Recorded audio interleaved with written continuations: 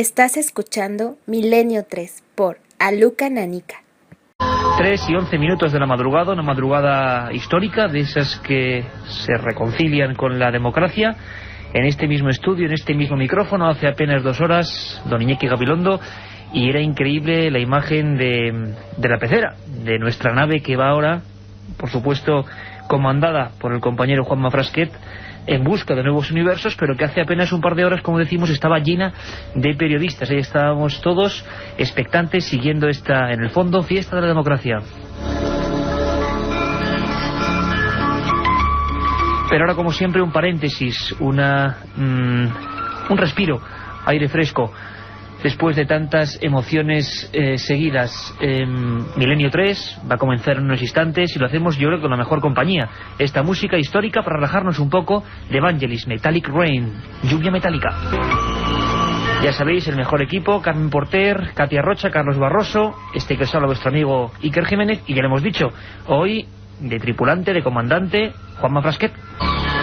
Y en el primer periodo, en la primera sección, en la primera parte, como queréis llamarlo, de Milenio 3, hablábamos de un tema polémico que ahora mismo ha explotado en Estados Unidos. Un libro realmente, bueno, que ha causado llamas a favor y en contra. Se llama El ADN de Dios y habla de esa comisión de la Universidad de Texas de microbiología que ha sacado, yo no sé si es herejía, si es ciencia, depende, imagino, con el cristal con el que se mire. Carmen, han sacado moléculas o muestras de ADN de la sábana santa, ni más ni menos, y a eso nos dedicábamos la primera parte. Buenas madrugadas. Buenas madrugadas. Efectivamente, como bien dices, ha causado polémica. Y no solo eso, también la película de David Rolf, Clon.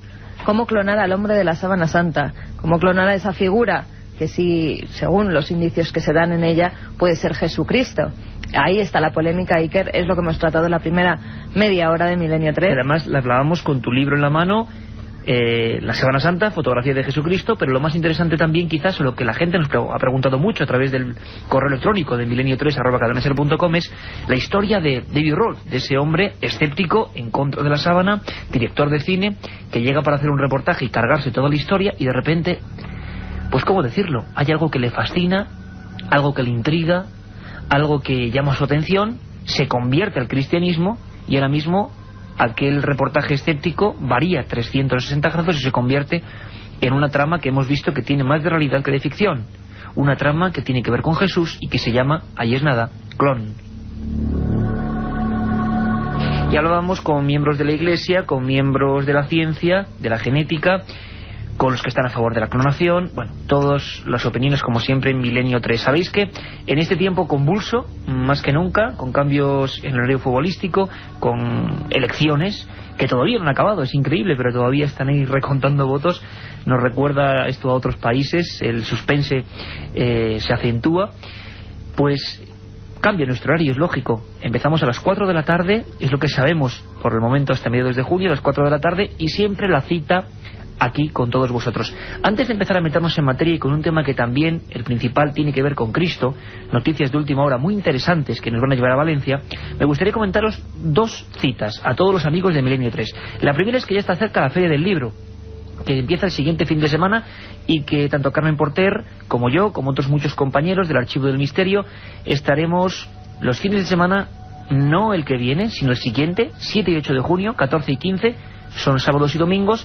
Vamos a actualizar, es decir, la próxima semana daremos más fechas concretas, casetas, pero que sepáis que dentro de 2 semanas, 7 y 8 de junio, sábado, domingo, 14 y 15, estaremos en esa fiesta de los libros, pues con una intención: estrechar vuestras manos, daros un abrazo, compartir, pues quizá más de un año de compañía. Parece mentira, Carmen, pero estamos a puntito de cumplir un año de programa. Parece mentira, Iker, y gracias a la cadena SER que nos deja seguir continuando con los misterios y que vemos que el público los acepta porque los tratamos con gran rigurosidad, según nos dicen, y con seriedad.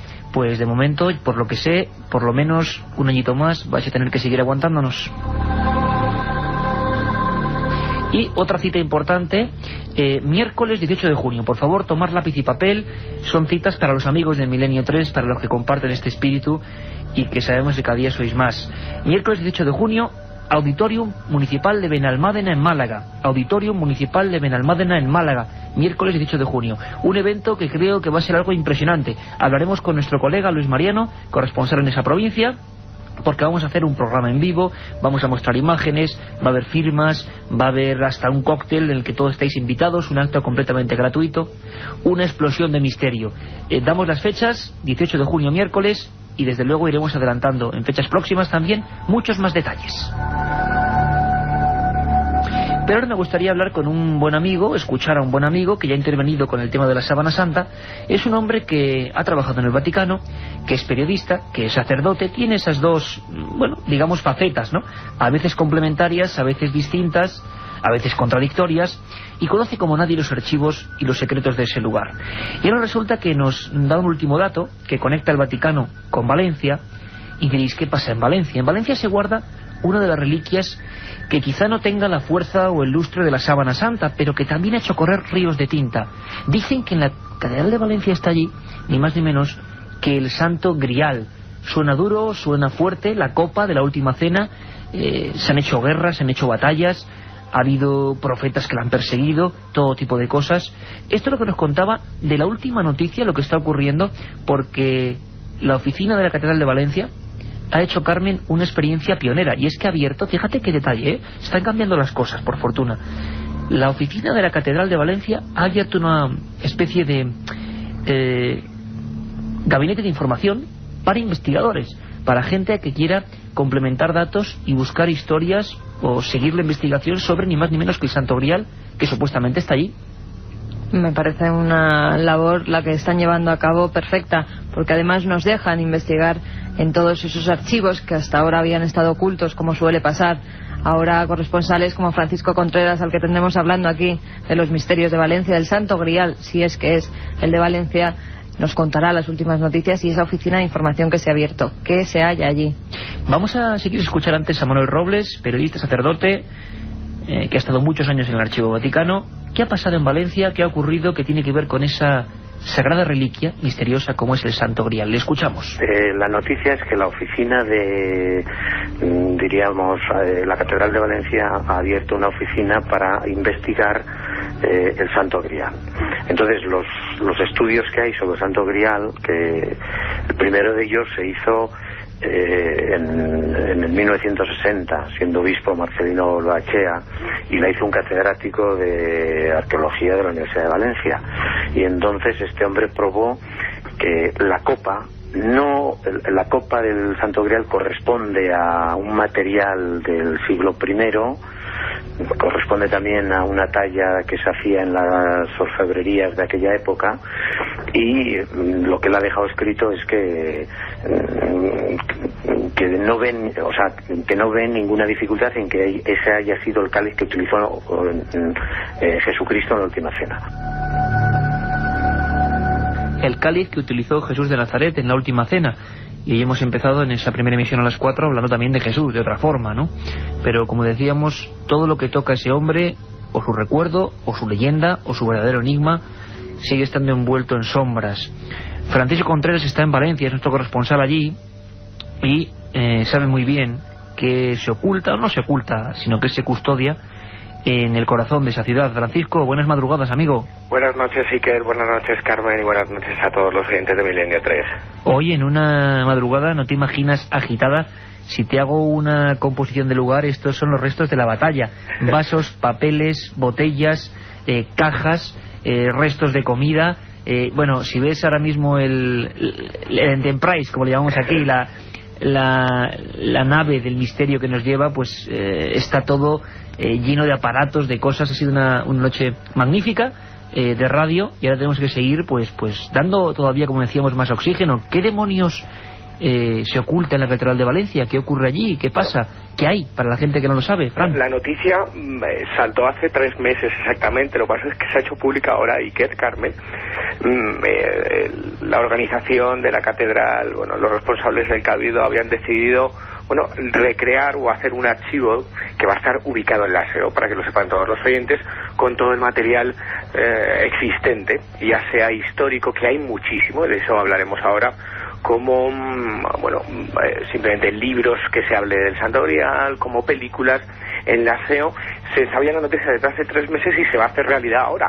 Una experiencia única y magnífica, sobre todo, Iker, porque estamos ante una de las reliquias que arqueológicamente, científicamente, está demostrada que pudo ser de la época de Jesucristo. Una cosa es eso, otra cosa es que estuviese en la mesa de la última cena. Fíjate qué curioso. Tenemos documentación desde 1134, cuando la copa que se usó supuestamente en la última cena aparece en el santuario de San Juan de la Peña. Anteriormente había supuestamente estado en otras localidades como Huesca, como Bailo, como Jaca, pero no hay referencia histórica, no hay documentación histórica fehaciente. Y la primera aparece, cifrada o rubicada por el doctor Agustín Sales en un libro que se llama Tradición del Reino de Aragón, y como te digo, se sitúa en el santuario de San Juan de la Peña. Después de ahí viaja por toda España, va a la Jafería de Zaragoza. ¿Y por qué, Francisco? ¿Se sabe por qué ese movimiento por España? Es un viaje itinerante, muchas veces porque la llamada de tener una reliquia, o el poder de esa reliquia, o los poderes que podía tener, entre comillas, esa reliquia, le hacen viajar por toda España a petición de nobles y reyes. Posteriormente va a Zaragoza, la orden la da el rey Martín el Humano en 1339, luego va a Barcelona, luego va en 1424 al Palacio Real de Valencia, los antiguos viveros para todos los valencianos, estaba ahí el Palacio Real, así por toda España, hasta que en 1916, llegaba a la Catedral de Valencia, una pequeña capilla donde hoy se expone y se venera, construida en el siglo XV, que tiene 13 metros de lado, 16 metros de altura, y está formada por 12 arcos ojivales que hacen un marco único para contemplar quizás algo insólito cara a cara, ¿no? Algo Escuchábamos, real. Francisco, a Manuel Robles hablando de los últimos análisis o algunos trabajos que hablan de una piedra concreta de Palestina, de una época. Sí. ¿La ciencia dice sí al Santo Grial,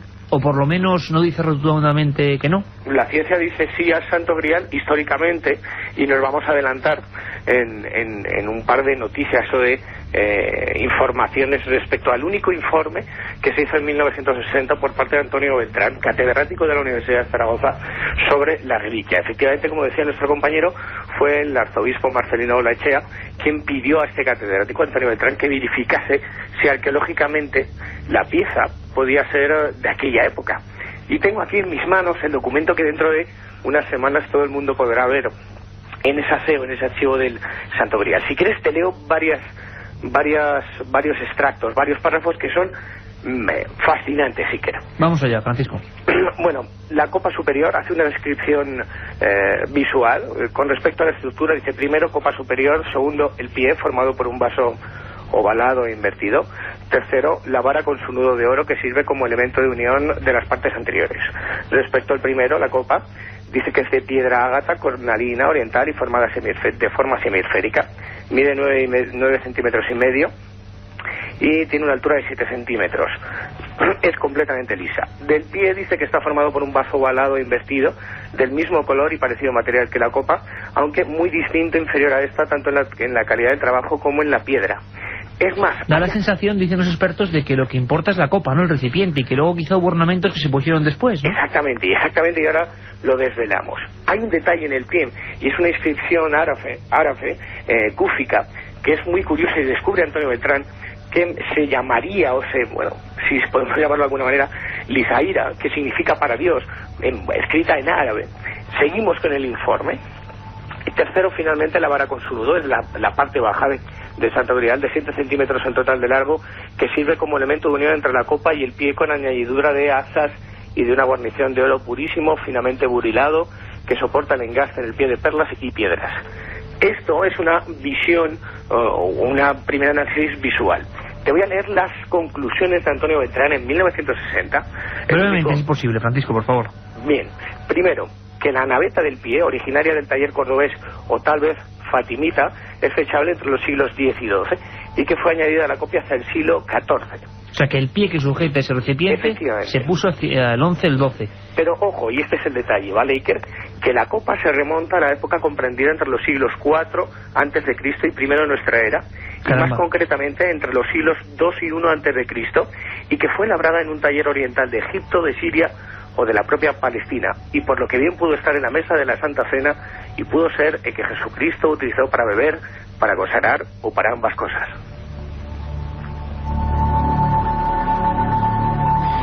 Impresionante la historia de un objeto. Muy brevemente, Carmen, ¿querías preguntar algo? Un objeto que ha causado todo tipo de guerras, de batallas y de custodias. Francisco, ¿tú tienes constancia de que, por ejemplo, en la Sábana Santa se ha realizado la prueba del carbono 14 para datar esa reliquia? En esta reliquia, en esta copa, ¿se ha utilizado también esa prueba, el carbono 14?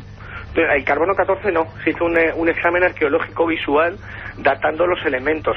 ¿Sabes lo que pasa, 14 Carmen? No, porque no hay elementos orgánicos, claro. Efectivamente. ¿Sabes lo que pasa, Carmen? Que mucha gente confunde el relicario con la propia reliquia, que es lo que decía Iker antes, ¿no? Cuando uno va a la catedral y entra en esa capilla, descubre algo muy ornamental, ¿no? Muy bonito, y quizás la gran reliquia es solamente la copa, claro. Esa copa de ágata cornalina, ¿no? No nos imaginamos a Jesús en esa última cena con una cosa, con esos detalles, ¿no? Que evidentemente se han ido incorporando en un objeto que era sagrado. Hay más detalles importantes, sí, y te lo resumo, que encontraremos en ese archivo del cual habláis. Y es que hay un investigador alemán que seguramente dé muchísimas pistas para seguir investigando sobre el Santo Grial valenciano. Y es que, según él, muchas de las leyendas artúricas y medievales, literatura caballeresca, están basadas en el Santo Grial valenciano. Por su paso, él hace una comparación entre los lugares en los que se describen en esas novelas caballerescas, sobre todo creo que es en la tradición francesa, y San Juan de la Peña y diferentes Jaca San Juan de la Peña y diferentes santuarios. Y hay una concordancia o una similitud entre los lugares que se ponen en esas novelas y los santuarios por los que ha pasado el Santo Grial valenciano. Es más, y hay un camino del Santo Grial para peregrinos pasando por todos esos lugares sagrados. Un objeto evidentemente causa de fe y que ha generado, como decíamos, muchas disputas. Hablaremos de él en profundidad, de lo que significa. La noticia estaba ahora en Valencia y estaba ahora con esos últimos informes que quizá, bueno, pues acotan más el terreno y lo ponen sobrecogedoramente, ¿no?, en esa época de Jesús de Nazaret. Francisco, muchísimas gracias. Seguimos de cerca el asunto. Tú estás ahí pendiente de todo lo que ocurra y desde luego merecerá la pena un programa. ¿Por qué tanta gente se mató y murió y persiguió el tesoro que muchos dicen que era la copa de la descendencia de Jesús? Bueno, mil cosas, hablaremos de ello, sobre el Santo Grial. Esta vez parece ser ubicado en Valencia. Francisco, compañero, un abrazo muy fuerte. Un abrazo para vosotros. La otra realidad. Milenio 3, en la cadena SER. A punto de llegar a las 3:30, apasionante la historia, los informes, lo que está pasando. La Catedral de Valencia que abre sus puertas a una oficina de investigación. Realmente curioso, digno también de novela, ¿por qué no? Como son dignos de novela, aunque reales, algunas historias, o al menos navegan entre la realidad y la ficción, historias apasionantes que ocurrieron, por las que nos preguntáis, a milenio3 con número @cadenaser.com, milenio3 con número @cadenaser.com. Sabéis que tenemos nueva sección, que la hace nuestro compañero Carlos Barroso, que la hace intentando llevarnos con la magia en apenas 2 minutos a esos grandes clásicos, al archivo secreto. Escuchamos, porque ¿habéis oído hablar alguno de, por lo menos lo habéis preguntado, qué fue el experimento Filadelfia?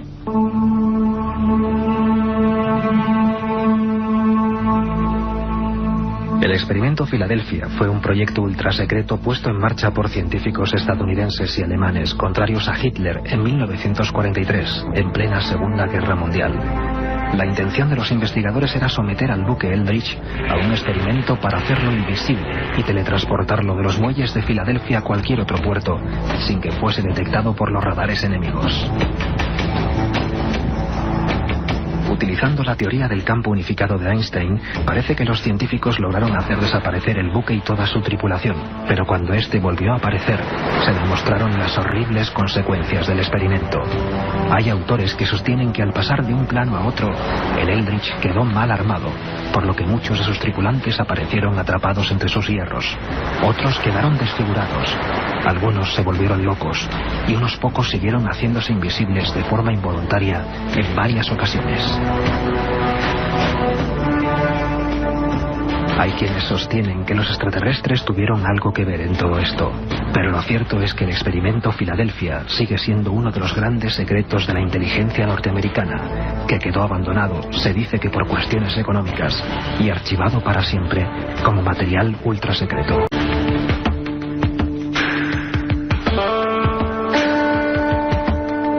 Historias apasionantes en el archivo secreto. Estamos ya, Carmen, a 26 de mayo, el día después de las elecciones. Y aunque ha habido elecciones, que sigue habiendo, todavía hay cosas por disputar, según parece, en este 26 de mayo, pasaron cosas a veces tan importantes o más que elecciones. Ocurrieron muchas cosas tal día como hoy. En 1135 Alfonso VII es coronado emperador en León, con gran solemnidad. 1831 es ejecutada en Granada María Pineda por haber bordado una bandera para los liberales y negarse a denunciarlos. 1937 se inaugura en París la Exposición Universal con el lema Arte y técnica en la actualidad.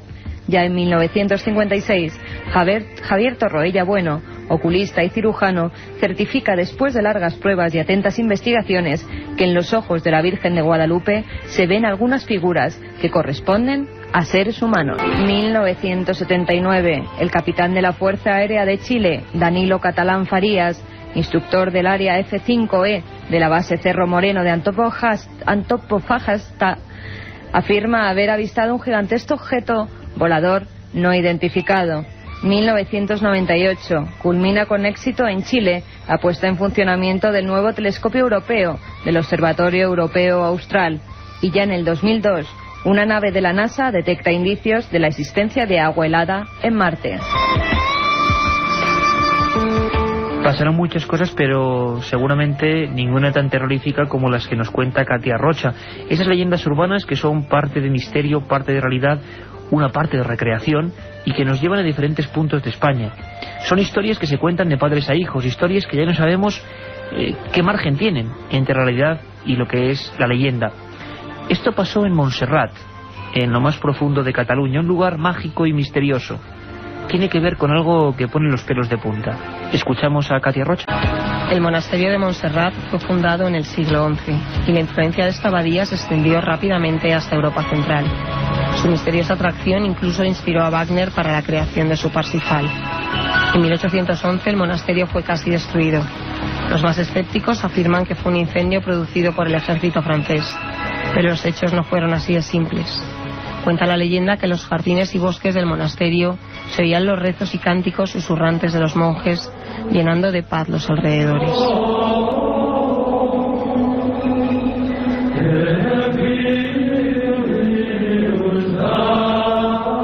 En el pueblo cercano vivía una joven triste y misteriosa, Liria, que a pesar de su juventud vivía sola en una casa a medio camino entre el pueblo y el monasterio. Las gentes del pueblo afirmaban que era la hija del diablo, porque en ocasiones sufría ataques que sacudían todo su cuerpo, dejaba los ojos en blanco y echaba espuma por la boca. Siempre que ocurría una desgracia, ya fueran muertes, sequía, malas cosechas, cualquiera que fuese, Liria era asediada por sus vecinos, haciendo así que la joven viviera asustada y lejos del pueblo. El abad de Montserrat, habiendo escuchado la extraña historia, se acercó una tarde a casa de Liria y la convenció de que podía salvarse. Solo tenía que convivir por espacio de unos meses con ellos. Pasó el otoño y con la llegada del invierno, Liria se había curado de su supuesta influencia satánica, gracias a los ungüentos, brebajes y cánticos de toda la comunidad benedictina.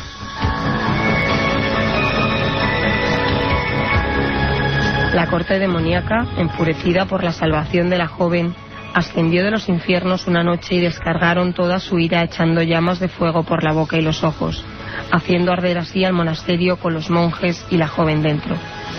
Liria se despertó bruscamente por el calor, la falta de oxígeno y el resplandor del fuego, y cuando salió de su habitación desesperada, tratando de huir, escuchó los cánticos celestiales más fuertes que nunca, sintiéndose atraída a seguir el sonido.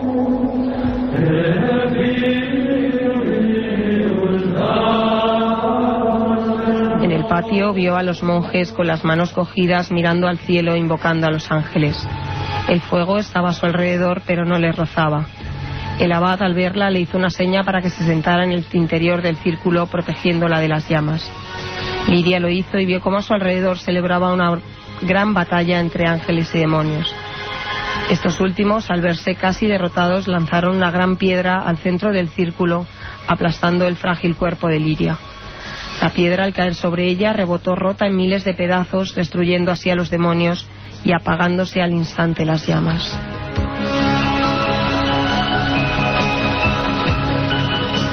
Los monjes, profundamente apenados por la muerte de la joven que en esta ocasión les había salvado a ellos, envolvieron su cuerpo machacado en una sábana blanca y la enterraron en el bosque, algo lejos del monasterio donde siempre había vivido, colocando simbólicamente trozos del gran peñasco y plantando 2 docenas de lirios alrededor. Hoy en día, en aquel lugar, los trozos sueltos de piedra son una roca enorme rodeada de lirios blancos. Los vecinos del monasterio la conocen como la peña de la protegida de los monjes que venció al diablo. Sea la época que sea, las flores permanecen intactas, y cuando alguna desgracia sucede en el pueblo o en el monasterio, se dice que han visto cómo los lirios lloran. Y en las horas tempranas en las que los benedictinos comienzan sus plegarias, acompasadas por la melodía de los cánticos, muchos afirman que si acercas tu oído a la gran peña, puedes oírlos con la misma nitidez que si estuvieras en el interior del monasterio de Montserrat. Milenio 3, con Iker Jiménez, en la cadena SER.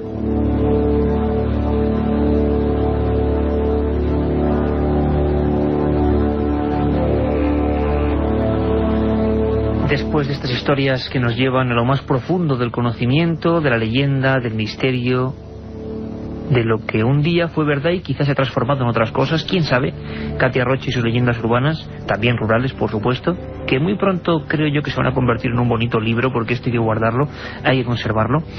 Pues después de eso yo creo que es un buen momento para serenarnos, coger aire y abrir las puertas de nuestra biblioteca. La biblioteca de Milenio 3.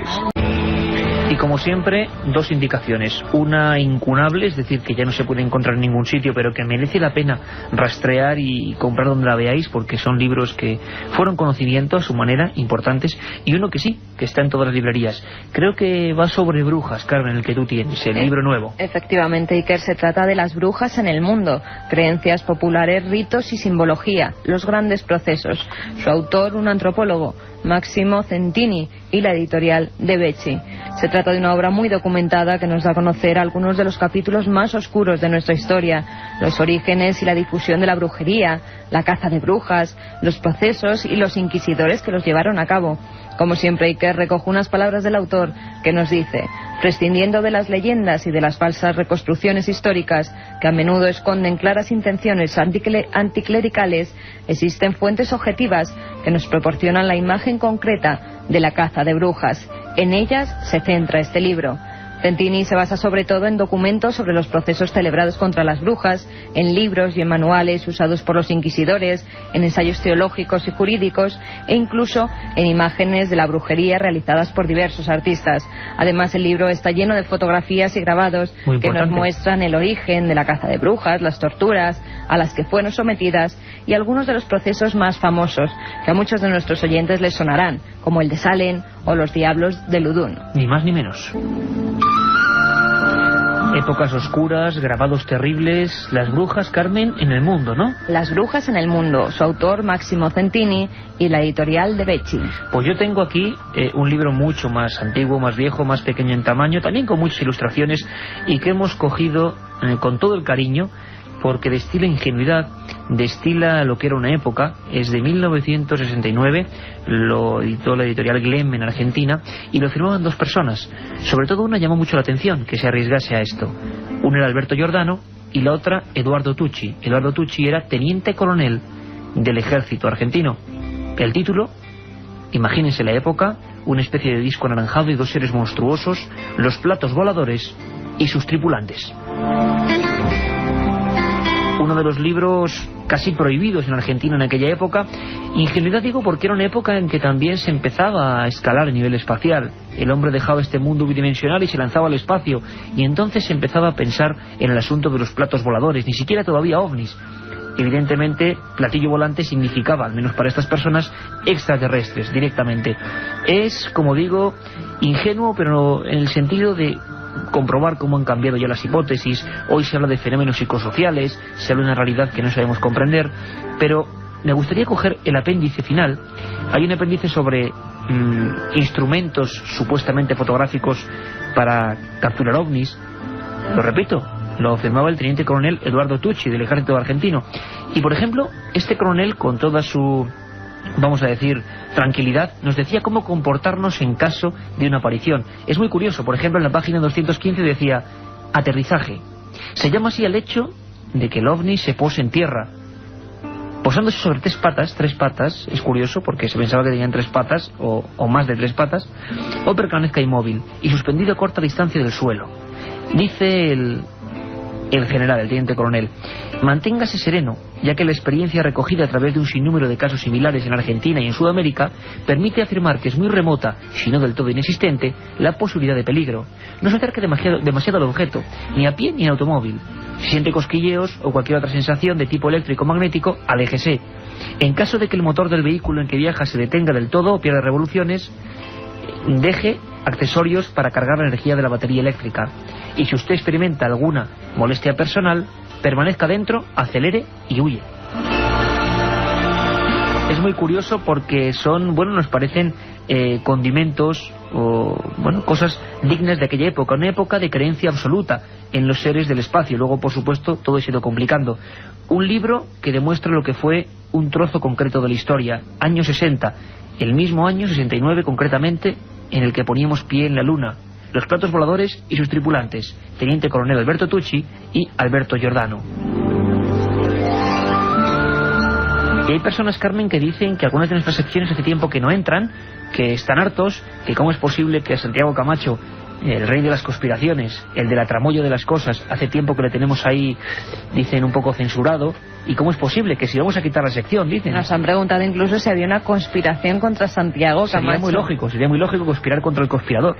Ni mucho menos. A Santiago Camacho le tenemos esta noche, como le tendremos en numerosas ocasiones, porque es una de las secciones estrellas, junto con la de Katia Rocha. Numerosos oyentes nos escriben pidiéndonos esas conspiraciones, y la de esta noche va a ser muy interesante porque se trata, has hablado de ovnis hace un momento. Exacto. El caso Roswell-Iker. Ni más ni menos, visto con otros ojos, los de nuestro conspirador particular, los de Santiago Camacho.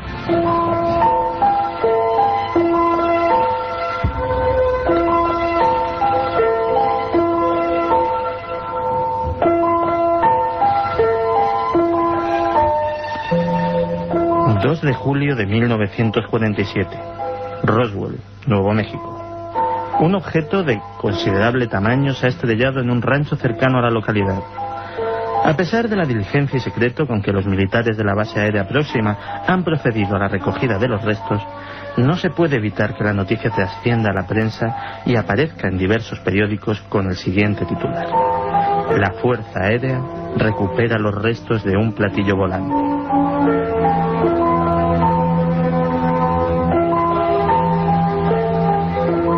Este fue el pistoletazo de salida para una compleja trama de mentiras, conspiraciones y encubrimientos en la que, entre otros gobiernos, se ha implicado especialmente el de Estados Unidos. Desde entonces, pilotos de combate, astronautas y otro personal gubernamental implicado en hechos de esta naturaleza se ha visto sistemáticamente acosado por sus superiores para que la verdad de sus experiencias jamás llegue a la opinión pública.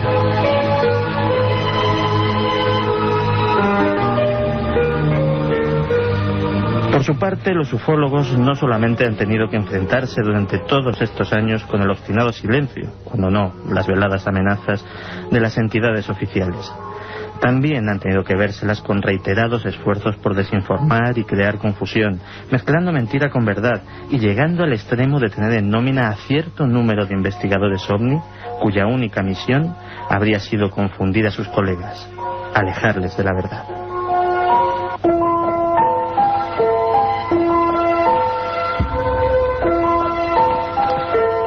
A causa de la acción de estos agentes encubridores, decenas de casos interesantes y prometedores han sido contaminados con datos espúreos, con pruebas falsificadas, con interpretaciones premeditadamente torcidas.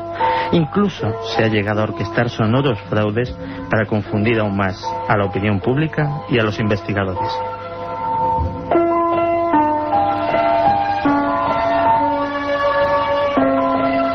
Todo ello nos lleva a plantearnos la siguiente pregunta: ¿qué es lo que se está intentando ocultar con tanto esfuerzo? ¿Acaso realmente estamos siendo visitados por seres de otros planetas? ¿O se trata de algo peor? De algo tan terrible que para ocultarlo se justifica la creación de una cortina de humo tan monumental como el fenómeno. La otra realidad. Fenómenos extraños. Misterios sin resolver. Milenio 3. En la SER.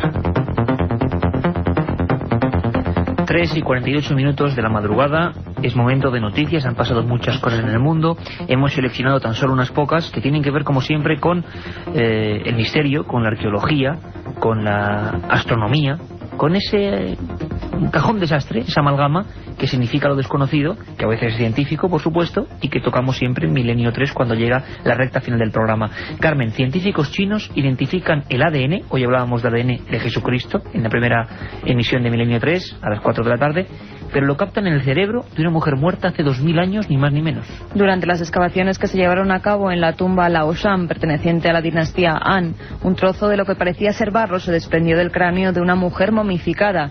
Investigaciones posteriores llevadas a cabo por el Centro de Estudios Arqueológicos de la Universidad de Jilin descubrieron que se trataba de un trozo de tejido cerebral de la momia, del cual se ha podido extraer una muestra de ADN. Según los paleontólogos, el análisis del ADN les permitirá trabajar en la línea consanguínea de la mujer momificada con los descendientes de la dinastía Han y les ayudará a conocer la evolución de las civilizaciones pasadas.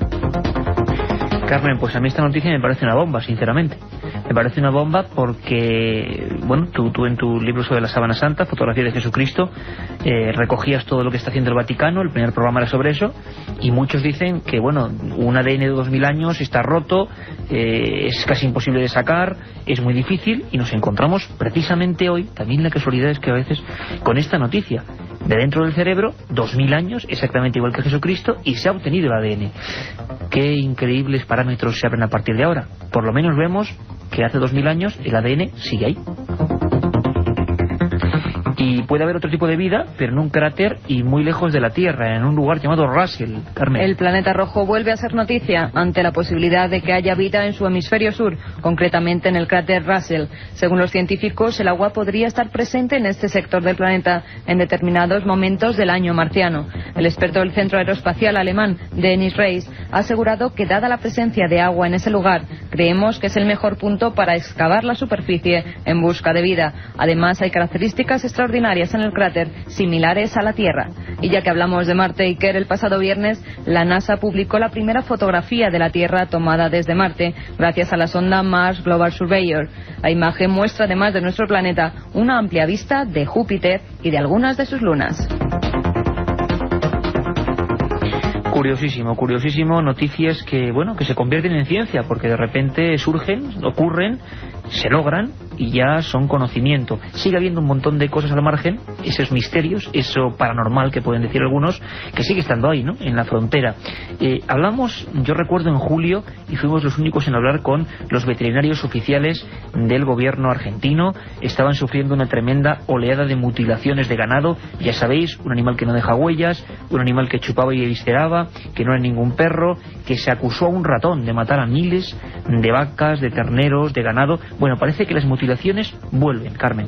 Hace pocos días volvían a encontrarse en Argentina 2 novillos mutilados. Al primero de ellos hallado en el establecimiento El Martín. Le faltaba el pabellón auditivo, el oído interno completo, el ojo izquierdo y una parte de su piel de unos 30 centímetros de diámetro. También los expertos observaron que la ausencia de la vulva, de los bordes del ano, de la laringe, faringe y un segmento de la tráquea. El segundo animal apareció en la localidad de Santa Rosa y le faltaba la lengua, tenía cortes cauterizados y la ausencia del ojo izquierdo. Esto nos recuerda, Iker, los cortes cauterizados, aquellos animales que fueron encontrados, como bien decías, hace ya unos meses, que aquí lo estuvimos tratando y que incluso a los veterinarios que hablaron para los micrófonos de la cadena SER les callaron. Dijeron que se desdijeran de todo lo que habían dicho a nivel internacional, que tenían que emitir la noticia de que había sido un ratón hocicudo el que había hecho estas mutilaciones. Un ratón hocicudo que entonces, Carmen, o tenía un mechero en ese hocico, o era capaz de quemar mientras mordía.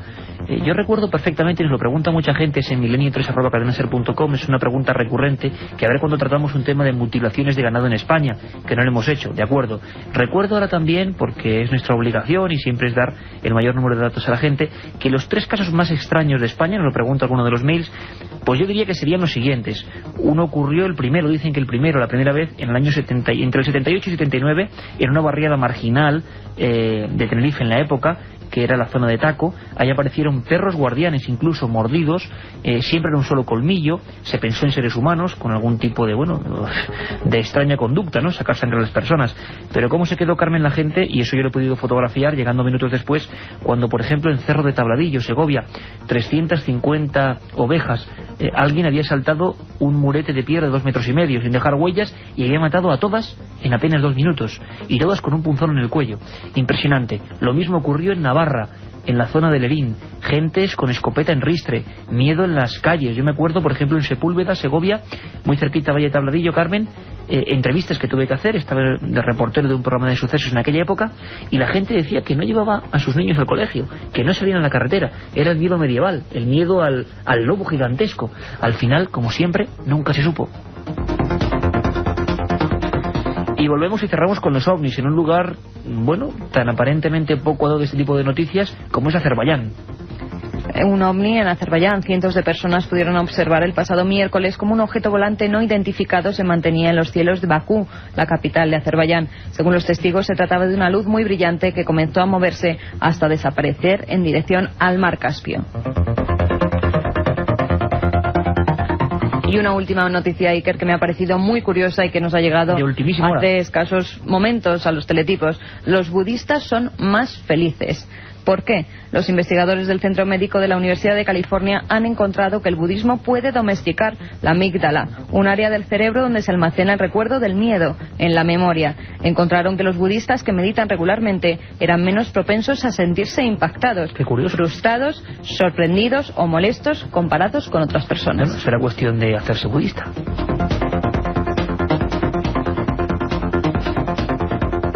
Milenio 3. Periodismo de lo desconocido. En la SER.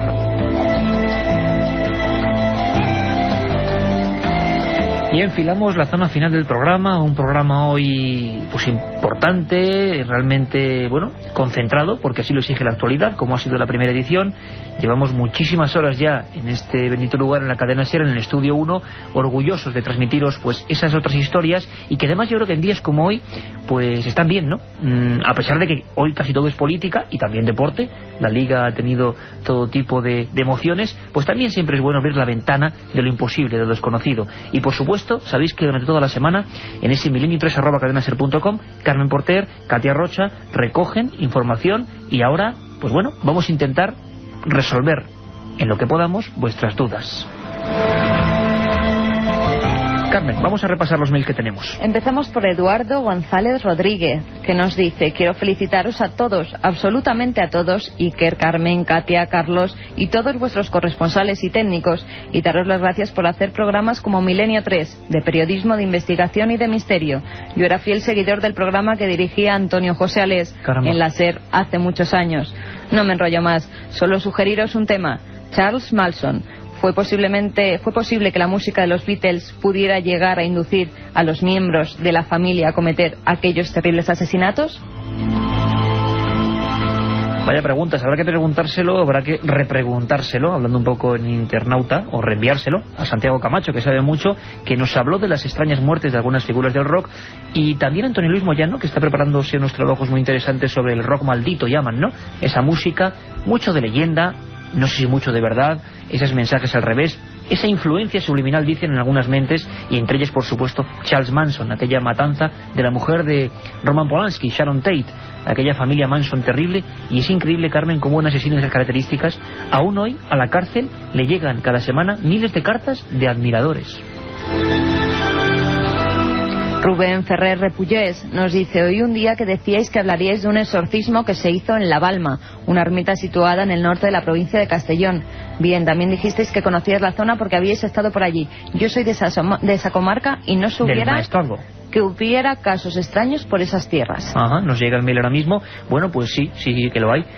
Hay que dedicar un programa. La Balma, una historia negra de antes de la guerra civil, brujería, yo creo que más locura que exorcismos, pero sí personas que se hacían pasar por exorcistas, cuadros de histeria colectiva, todo ello en un barranco impresionante, la España más profunda. Os prometemos ese programa sobre La Balma. Ya sabéis, lo repito siempre, que este programa lo hacemos para vosotros.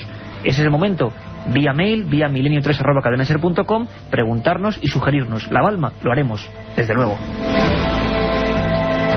Ángel Vera del Campo: yo con este mail me siento un poco mal porque no le dejamos dormir. Es un chaval de 13 años. Todos los domingos dice que no duda en ponerse el despertador para oír el programa por la noche y piensa en llamaros. Lo que pasa que estoy cogido con la sábana y digo textualmente cagado de miedo y sin hacer ruido. Me gustaría que me dierais alguna web que cuente historias sobre ovnis o algún libro. Bueno, libros muchísimos. Vamos a recomendar uno: Misterios de la Iglesia, de Carmen Porter, claro que sí. O, por ejemplo, Casas Encantadas, de Francisco Contreras. Pero, Iker, sobre ovnis, que sobre lo que nos preguntaba, tenemos Encuentros, la historia de los ovnis en España. Ya, pero decía de ovnis el libro. El libro. Bueno, pues perfecto. Hay un amplio abanico. Y como siempre, esa página amiga, www.ikerjimenez.com, siempre lo recordamos al final, www.ikerjimenez.com, donde tenéis todo tipo de historias, documentos, reportajes y todos los programas de Milenio 3. Dar las gracias a Fabián Rivas, que nos ha enviado una foto que analizaremos, la mandaremos a nuestros expertos fotográficos porque se ve un objeto volante no identificado. Esta foto fue sacada el 24 de mayo, así como natural, Carmen. Hace 2 días prácticamente, en la Sierra de Barbanza, en A Coruña, y nos dice si conocemos algún caso de avistamiento por la zona. Sí, hay muchos, muy actuales quizá no, pero lo interesante es que aunque sea un fenómeno natural, casi siempre suelen ser fenómenos naturales, pues la rapidez, ¿no?, de los amigos de Milenio 3. Un último mail, Carmen. Pues vamos ahora con Ana Pérez, que nos hace una consulta. Dice que ha estado oyendo nuestro programa cada domingo y que no sabe que habíamos cambiado la hora. Volvemos a repetir las horas. Perfecto. De 4 a 4 y media de la tarde todos los domingos, y como siempre la cita de madrugada de 3 a 4 de la madrugada. Pues esto ha sido todo. Carmen Porter, Carlos Barroso, Katia Rocha, que os habla vuestro amigo Iker Jiménez, y a los mandos técnicos, magnífico trabajo, nuestro compañero Juanma Frasquet. Ya sabéis, lo hemos dicho, estaremos en la Feria del Libro dentro de 2 semanas, 7 y 8, 14 y 15 creo. Ahora os dejamos, creo, con mucha agitación, con nervios, con todo tipo de noticias, a los servicios de la SER. Un abrazo.